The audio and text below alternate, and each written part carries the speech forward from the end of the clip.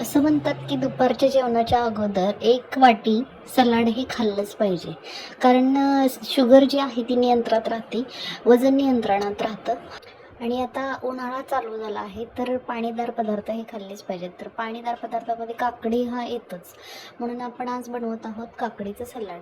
तर मी ही घेतलेलं आहे एक काकडी, एक कांदा उभा चिरून घेतलेला आहे, कोथिंबीर आणि दही. तर एका ग्लासमध्ये दही मी घेतलेलं आहे एक वाटी, आणि त्याच्यामध्ये चवीनुसार मीठ टाकलेलं आहे, आणि छोटा चमचा एक लाल तिखट टाकलेलं. तुम्हाला हवं असेल तर तुम्ही हिरवी मिरचीही टाकू शकता. आणि थोडीशी एक चिमट साखर टाकलेली आहे, आणि काळी मिरी जी असते त्याची थोडीशी पावडर टाकलेली आहे, आणि थोडंसं ओरिगानो घेतलेलं आहे. आता हे चांगलं आपण फेटून घेऊयात, म्हणजे मिक्स चांगलं होईल आपल्या सलाडमध्ये. तर चांगलं फेटून घेत आहे मी, तुम्ही बघू शकता. असं चमच्याने चांगलं फेटून घ्यायचं आहे.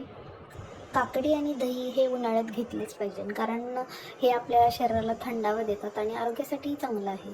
तर आता इथे मी घेतलं आहे एक बाऊल, त्याच्यामध्ये कट केलेला कांदा घेतलेला आहे, आणि एक काकडी साल काढून घेतलेली आहे आणि त्याचे स्लाईस केलेले आहेत ते घेतलेले आहे. आणि इथे मी कैरीचाही सीझन आहे आत्ता, तर मी थोडीशी कैरीही घेतलेली आहे.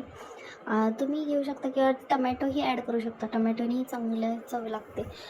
कैरीने कसं थोडंसं चटकदार लागेल, चविष्ट लागेल, म्हणून मी कैरी घेतली आहे. आता थोडीशी कोथिंबीर घेतलेली आहे, आणि जे फेटून घेतलं होतं आपण दही, ते मिक्स करून घेऊयात.